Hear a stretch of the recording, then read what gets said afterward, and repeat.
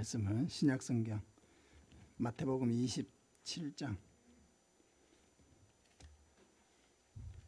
마태복음 27장 32절에서 44절까지 말씀입니다.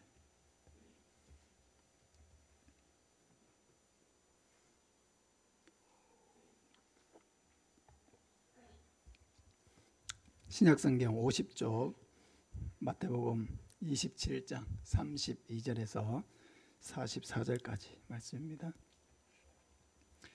교독하겠습니다. 나가다가 시몬이란 구레네 사람을 만나매 그에게 예수의 십자가를 억지로 지워 가게 하였더라. 쓸개탄 포도주를 예수께 주어 마시게 하려 하였더니 예수께서 맛보시고 마시고자 하지 아니하시더라.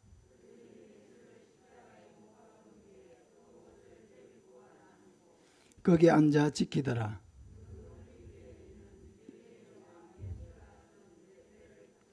이때 예수와 함께 강도들이 십자가에 못 박히니 하나는 우편에 하나는 좌편에 있더라.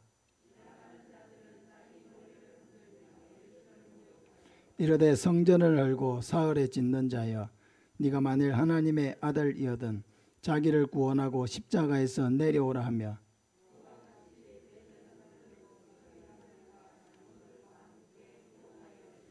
그가 남은 구원하였으되 자기는 구원할 수 없도다. 그가 이스라엘의 왕이로다. 지금 십자가에서 내려올지어다. 그리하면 우리가 믿겠노라.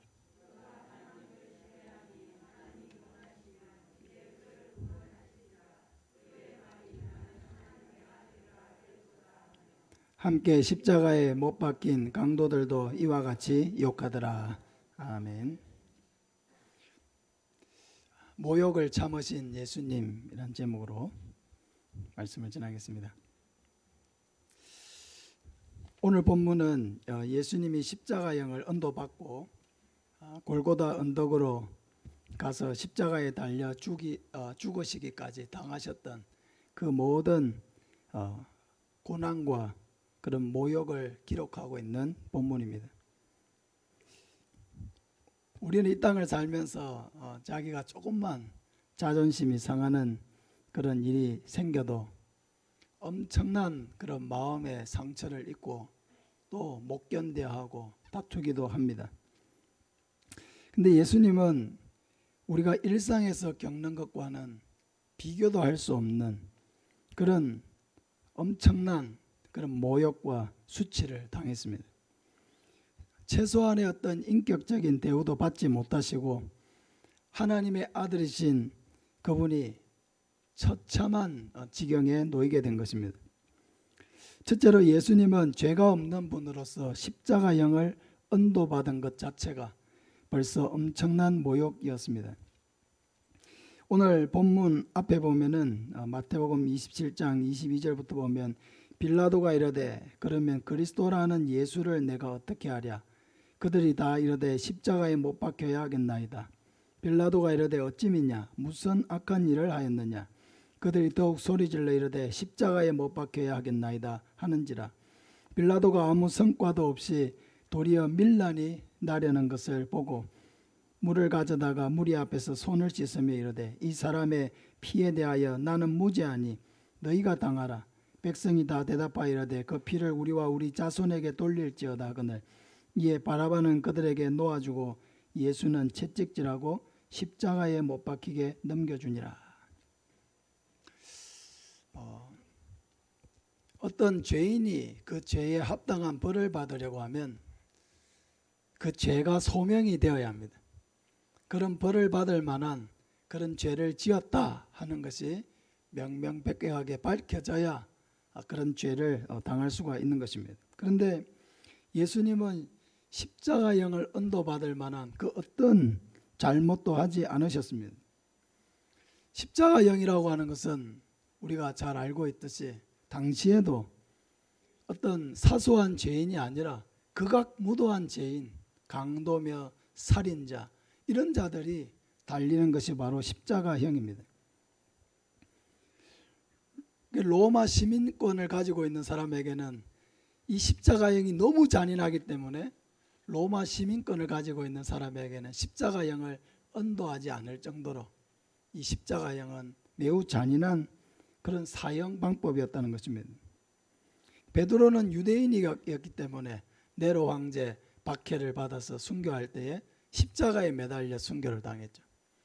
바울은 로마 시민권을 가지고 있었기 때문에 로마 시민에게는 십자가형이 이렇게 제외가 된 것이죠. 그래서 그런 참수형을 당해서 순교를 당했습니다.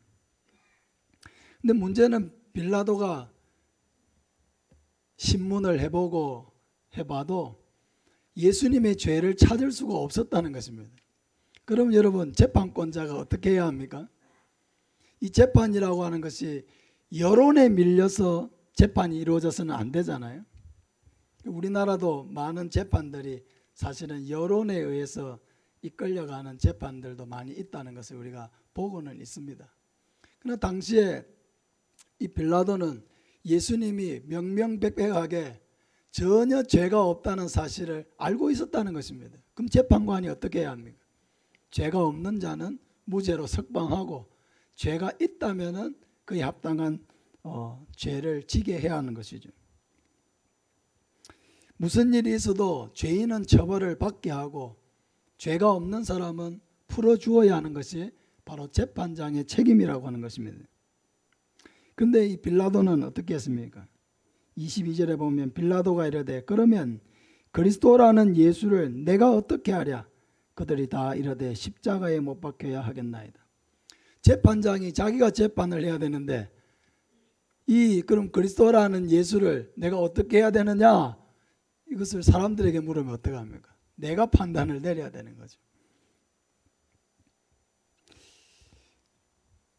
예수님이 아무런 죄가 없다는 것을 알고 있었지만은 그 유대인들이 예수님을 시기해서, 다시 말하면은 많은 사람들이 예수님을 따라다녔기 때문에 그것을 시기해 가지고 넘겨준 것을 이 빌라도가 알고 있었기 때문에 자신이 만약에 예수님을 무죄로 석방하게 되면은 큰 문제가 생긴다는 것을 알고 있었죠. 여론이 좋지 않을 거라는 것을 알고 있었죠.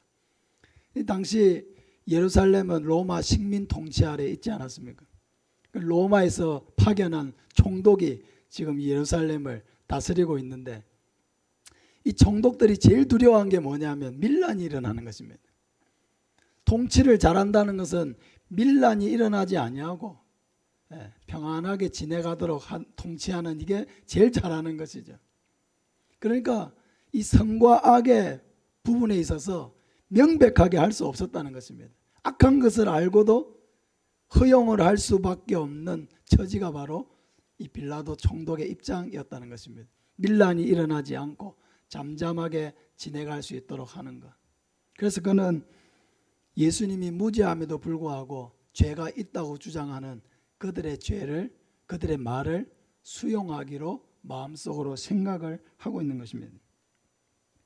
이렇게 해서 예수님은 이 불법 재판에 해부되어 죄가 전혀 없는 분임에도 불구하고 죄가 엄청나게 많을 뿐만 아니라 십자가형에 언도돼야 될 정도로 극악무도한 그런 죄인 중에 한 사람으로 취급을 당하게 되었습니다.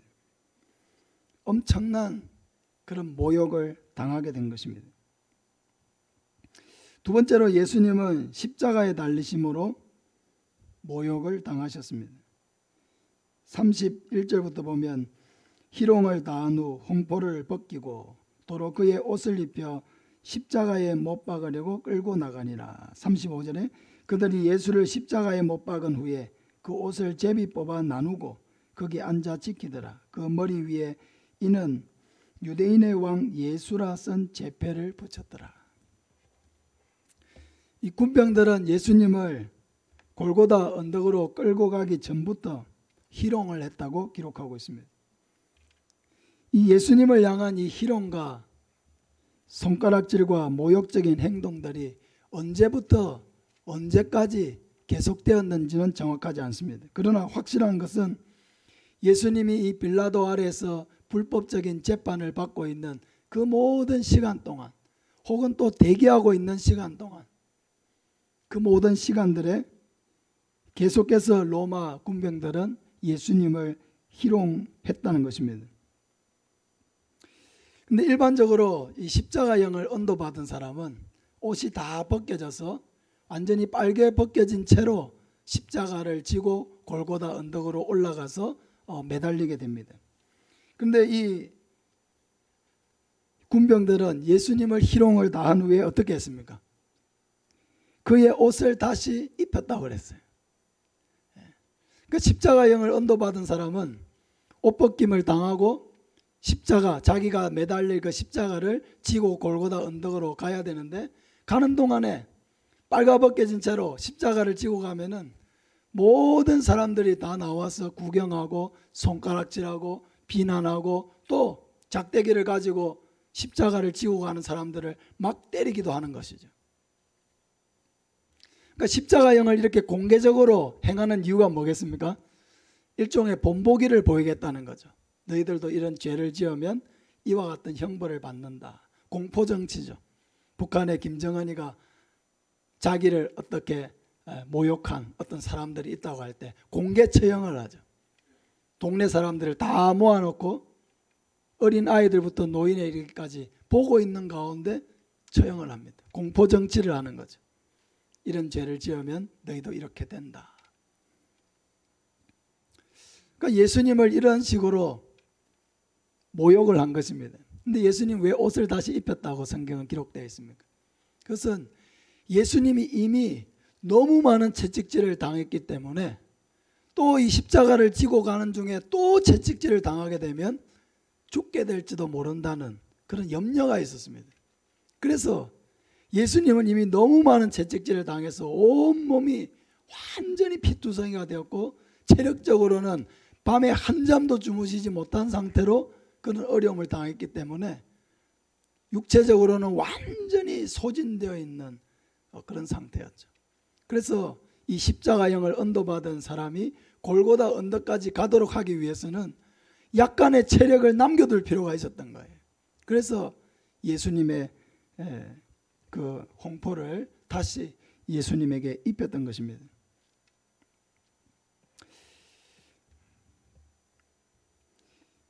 예수님은 골고다 언덕에 도착해서 십자가의 손과 발에 못이 박혔습니다.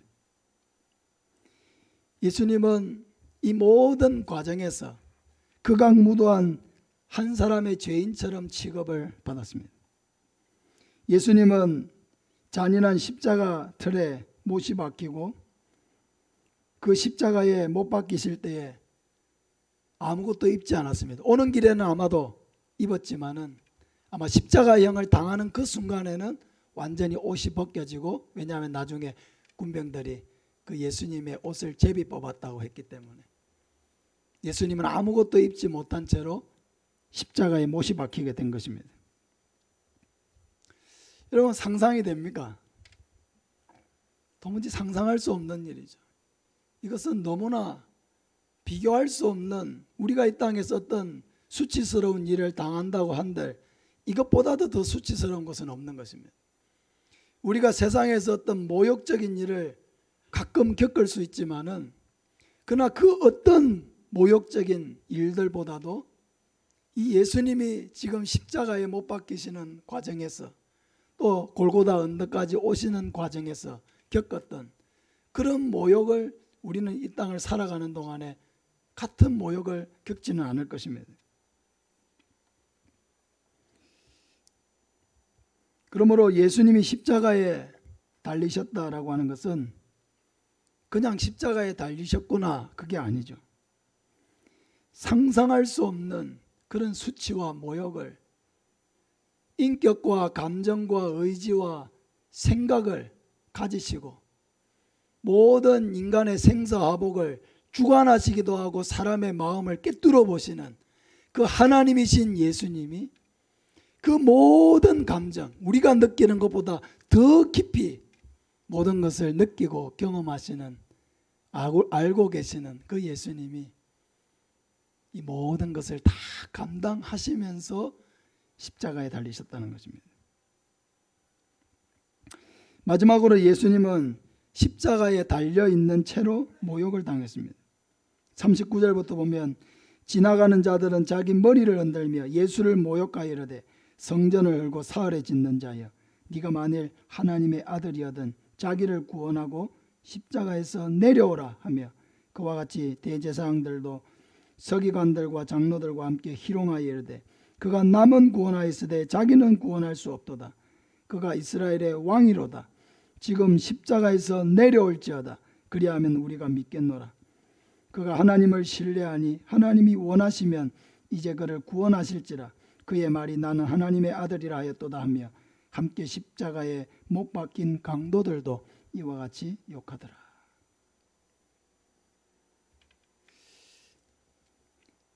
예수님의 십자가는 사람들이 볼 때 너무 연약한 것처럼 보였습니다. 당시에 예수님을 따랐던 제자들과 예수님을 따랐던 사람들은 예수님이 바로 다윗의 후손으로 오실 바로 그 메시아다라고 하는 기대를 가지고 있었습니다. 하나님이 우리를 구원하시기 보낼 그 바로 구원자다. 그런 소망과 믿음을 가지고 예수님을 따랐죠. 근데 그들이 생각한 메시아는 어떤 메시아입니까? 지금 로마의 식민지하에 있는 자기들을 정치적으로 군사적으로 구원해 줄 그런 메시아를 생각했습니다. 근데 그런 메시아를 생각하고 따랐는데 지금 결과는 어떻습니까? 이 결정적인 순간에 예수님이 짜잔 하고 영웅적인 능력을 발휘하는 것도 아니고 어떤 권세를 발휘하는 것도 아니고 그 악한 로마의 그런 군병들과 그 제국의 힘으로 제압하는 것도 아니었습니다. 그냥 아주 연약한 한 사람처럼 아무런 저항도 하지 않으신 채 그냥 십자가에 끌고 가면 채찍을 때리면 채찍을 때리는 대로 맞고 모욕하면 모욕하는 대로 당하고 십자가에 매달면 매다는 대로 십자가에 못 박히고 옷을 벗기면 벗기는 대로 가만히 계셨다는 거예요.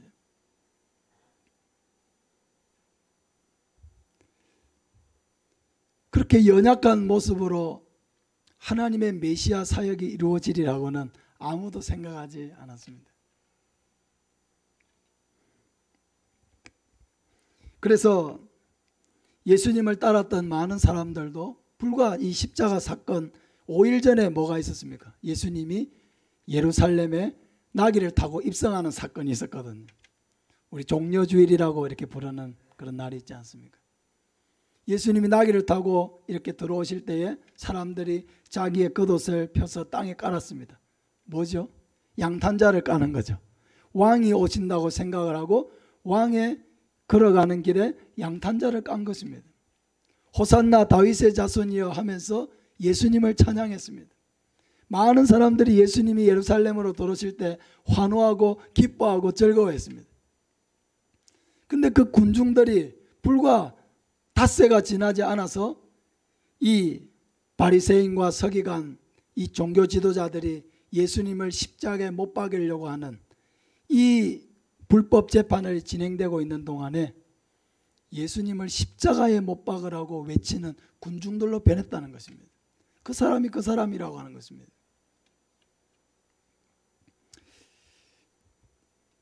이 사람들의 마음속에는 우리가 기대했던 메시아는 이런 연약한 메시아가 아니라고 생각한 것이죠. 그들은 십자가 곁을 지나가면서 자기의 머리를 흔들었습니다. 머리를 흔드는 게 뭐죠? 우리가 머리를 언제 흔듭니까? 도무지 이것보다도 더한 멸시가 없는 거죠. 어떤 사람이 지나가면서 내 앞에서 손가락질을 하면서 고개를 흔들면서 혀를 찬다고 하면은 여러분 이것은 상상할 수 없는 우리에게 모욕이지 않습니까? 또 사람들은 예수님을 가리켜서 이렇게 모욕을 했습니다. 성전을 헐고 사흘에 짓는 자여. 예수님께서 그런 말씀을 하셨죠. 이 성전을 헐라 내가 사흘 동안에 일으키리라.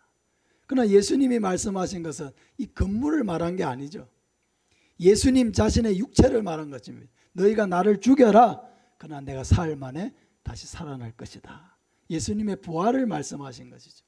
근데 그 문자 그대로 해가지고 이 성전을 헐고 사흘에 짓는 자여 하면서 예수님을 모욕했습니다. 또 뭐라고 이야기합니까? 정말로 예수님으로서는 견딜 수 없는 가장 모욕적인 말을 또 합니다. 40절 후반절에 보면 네가 만일 하나님의 아들이거든. 마귀가 예수님을 유혹할 때, 시험할 때 썼던 표현이죠. 네가 만일 하나님의 아들이거든 자기를 구원하고 십자가에서 내려오라. 증명하라는 것입니다. 하나님의 아들이라면 지금 당장 우리 눈앞에서 하나님의 아들의 그 권세를 힘으로 보여주라는 것입니다. 42절에도 보면 그가 남은 구원하였으되 자기는 구원할 수 없도다. 그가 이스라엘의 왕이로다. 지금 십자가에서 내려올지어다. 그리하면 우리가 믿겠노라. 그가 하나님을 신뢰하니 하나님이 원하시면 이제 그를 구원하실지라. 그의 말이 나는 하나님의 아들이라 하였도다. 정말 저는 이 말씀을 묵상하면은 정말 피가 거꾸로 솟는 것 같은 그런 기분이지 않으셨을까? 예수님에게는 엄청난 능력이 있죠. 그들이 말한 대로 하나님의 아들이시고 그 하나님의 아들에게는 전지전능한 능력이 있습니다.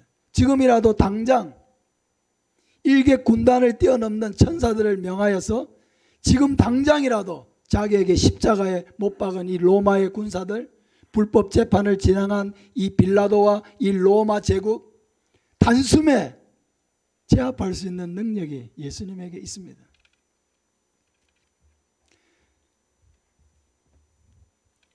정말 우리가 이런 인간적인 모욕을 당했을 때 우리 같으면 그러지 않겠습니까? 아이고 십자가에 뭐 다 빼놓고 막 내려가서 한 방 다치고 다시 올라와서 내가 매달려야지. 정말 말로 다 표현할 수 없는 그런 모욕 가운데서 하나님의 아들이심에도 그 하나님의 아들 된 권세를 힘으로써 보여주지 않으시는, 모든 것을 그냥 그대로 감내하고 계시는, 입이 있어도 말하고 있지 않으시는, 의지가 있어도 그 악한 세력을 폭력으로 제압하지 않으시는,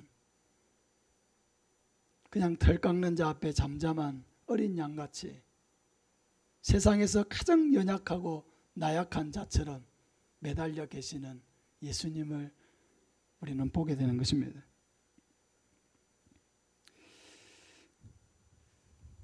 왜 예수님은 이렇게 나약하십니까? 정말 속이 후련하게 내려와서 하나님의 아들 된 권세로 그 악한 자들을 때려 눕힌다면 정말 속이 시원할 것 같은데 왜 예수님은 이렇게 연약한 자처럼 매달려만 계십니까? 왜 예수님은 이런 모욕적인 말을 들으면서도 참고 계십니까?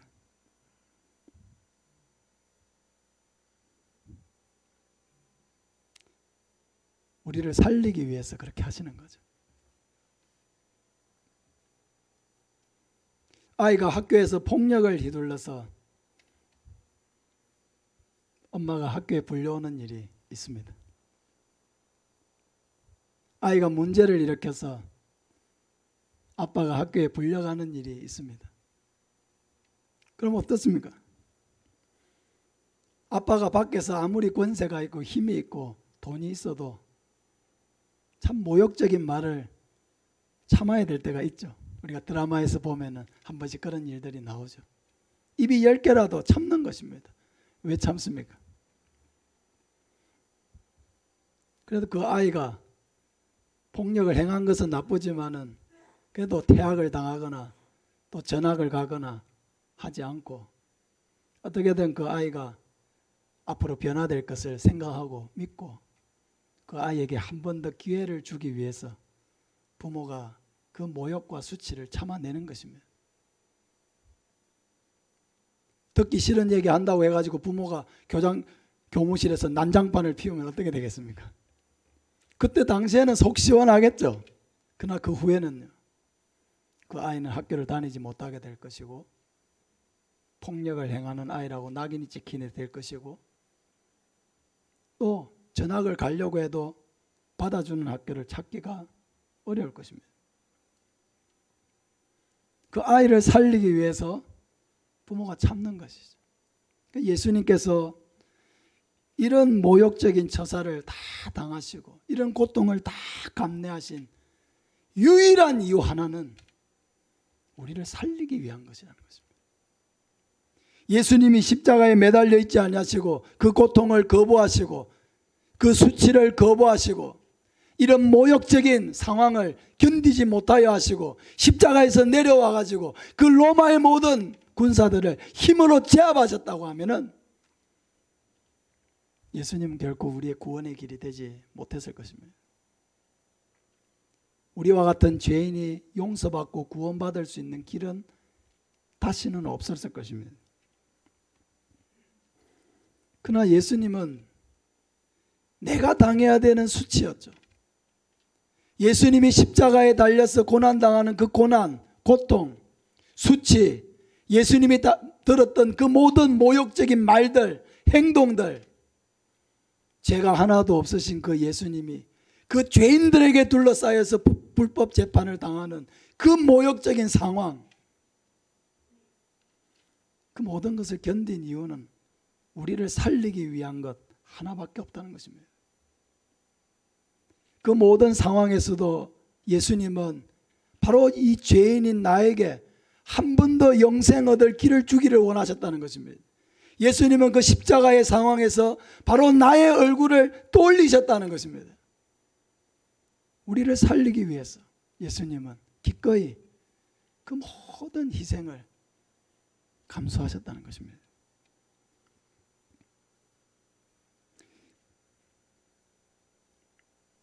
사랑하는 여러분, 그래서 예수님은 우리의 구원자가 되신 것입니다. 이 예수님 외에 다른 구원자가 우리에게 있을 수 없습니다. 이 예수님 외에 다른 구원의 길이 우리에게 있을 수가 없습니다. 예수님을 믿는 것과 믿지 않는 것이 때로는 우리 눈에 뭐가 다르냐? 똑같이 사는 것 같고 똑같이 고난당하는 것 같고 똑같이 돈 벌어서 생활하고 자녀들 키우고 겉으로는 전혀 다른 것 없는 것처럼 보이고 그냥 기독교나 불교나 그냥 아무거나 하나 선택해 가지고 그냥 믿으면 그게 다 좋은 거 아니냐?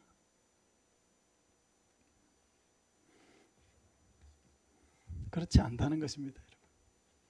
이 땅을 살 때에도 우리의 이 공허한 마음을 채워주실 수 있는 분은 오직 예수님밖에 없고 또 우리가 죽음을 맞이하는 날 우리를 영원한 천국으로 인도하실 분은 오직 예수 그리스도밖에 없다는 것입니다. 살아있을 동안에는 복음을 들을 수 있지만 죽은 후에는 이제 영원히 갈려져서 천국에 있는 자가 지옥으로 갈 수 없고 지옥에 있는 자가 다시 천국으로 갈 수 있는 길이 이제 다시는 없다는 것입니다. 오늘 85세 되는 할아버지 한 분에게 복음을 전했습니다. 젊었을 때 17살부터 약 10년 정도 교회를 다녔던 분입니다. 우리 교회를 다녔던 분입니다. 어머니께서 우리 집안은 다 불교다. 너도 이제부터 교회를 다니지 말아라. 어머니가 그렇게 간곡하게 자기에게 이야기를 하는 바람에 더 이상 교회를 나오지 못했다는 것입니다. 그때 이후로 지금까지 60여 년 동안 교회를 떠나 있었고 하나님도 떠나 있었고 그냥 세상 속에 똑같이 여기까지 살아온 것입니다.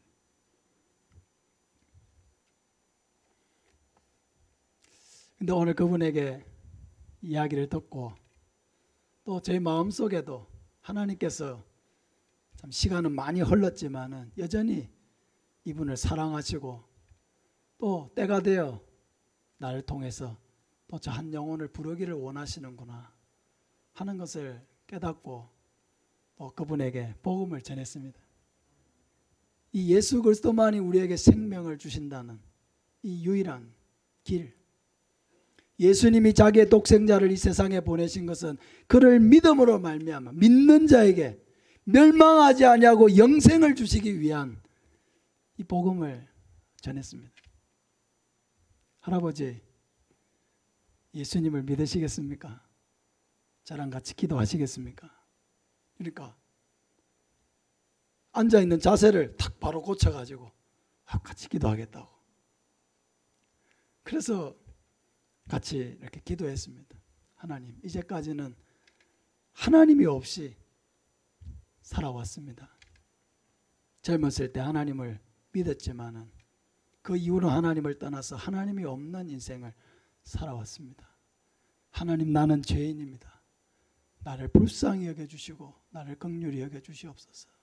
나를 위해 십자가에 죽으시고 부활하신 예수님을 나의 주님으로 모셔드리기를 원합니다. 내 마음속에 들어오셔서 나와 함께 해주시고 내 모든 죄를 가져가 주시고 나를 영원한 천국으로 인도하여 주시옵소서.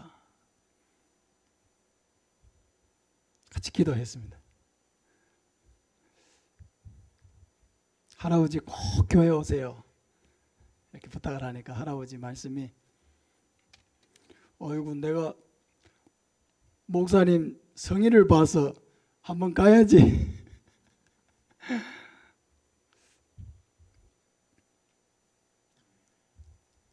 하나님께서 어떻게 하실지 모릅니다. 그러나 하나님께서 그 영혼을 다시 찾으시고 또 이제는 남아있는 시간들을 예배자로 살아가게 하실 줄 믿습니다. 예수님 외에는 없습니다. 다른 길은 없어요. 구원받을 다른 길이 없습니다. 세상 그 어디에도 없습니다. 우리의 영혼을 가득 채워줄 다른 복음이 우리에게 없습니다. 우리의 마음속에서 샘솟는 이 생수를 다른 곳에서는 얻을 수 없습니다. 그래서 우리는 이 복음을 전하는 것입니다. 다른 이로서는 구원을 받을 수 없나니 천하 사람 중에 구원을 받을 다른 이름을 우리에게 주신 일이 없음이라. 할렐루야. 예수님 외에는 없습니다. 다른 이름이 없습니다. 구원받을 이름이 다른 곳에는 없습니다. 할아버지 기도하니까 마음이 좀 어떠세요? 아이고, 너무 평안합니다. 너무 평안합니다. 사랑하는 여러분, 복음 외에는 살리는 일이 없다는 것을 우리가 반드시 기억하고, 예수를 헛되이 믿고 형식적으로 믿고 다른 사람 보기 좋은 모습으로 믿는 그런 것이 아니라 정말 내 마음의 중심에 진심과 나의 의지를 다해서 예수 그리스도를 온전히 나의 구주로 믿고 살아야 됩니다. 뿐만 아니라 기회 있는 대로 이 예수 그리스도를 우리의 가족들과 이웃들, 친구들에게 이 복음, 이 살리는 복음, 유일한 생명이신 복음, 영생을 주는 유일한 이름, 이 예수 그리스도 전하여 많은 영혼을 살리는 그런 삶을 살아가는 저와 여러분 되시기를 예수님의 이름으로 축복합니다. 우리 같이 한번 기도하겠습니다.